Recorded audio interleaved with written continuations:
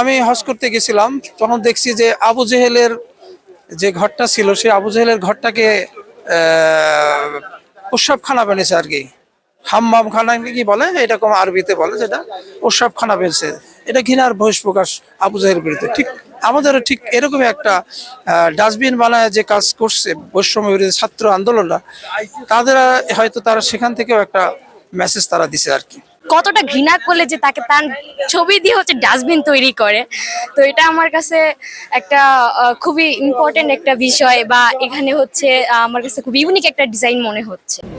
এখন হাসিনাও এরকম ভাবে আমার উপরে দেশের উপরে অত্যাচার করেছে, আমাদের এত কিছু করেছে, তার জন্য এখন আল্লাহই তাকে নিজে করে শাস্তি দিচ্ছে। ডাস্টবিন দিয়ে যে যে একটা প্রতীকী তার বিরুদ্ধে যে ক্ষোভ প্রকাশ করছে, আমি মনে করি এটা ঠিকই করছে, কিন্তু আরও কিছু করা দরকার।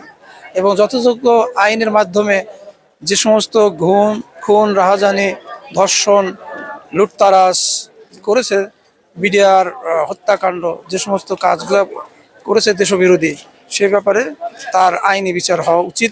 দীর্ঘ 16 বছর উনি যেমন কর্ম করেছে, আমাদেরকে যা উপহার দিয়েছে, আমরা তাকে এখন ব্যাক করতেছি। তা আসলে আমরা চাচ্ছিলাম আমাদের দোকানটা একটু ভাইরাল হোক। আসলে আমাদের দোকানে অনেক বেশি জুলাই সম্বলিত বইয়ের লেখকদের বই, বিভিন্ন রকম আপনার কার্ডস, তাছাড়াও ফ্রেম রয়েছে, যেগুলো আসলে বৈষম্যকে ডেডিকেট করে করা।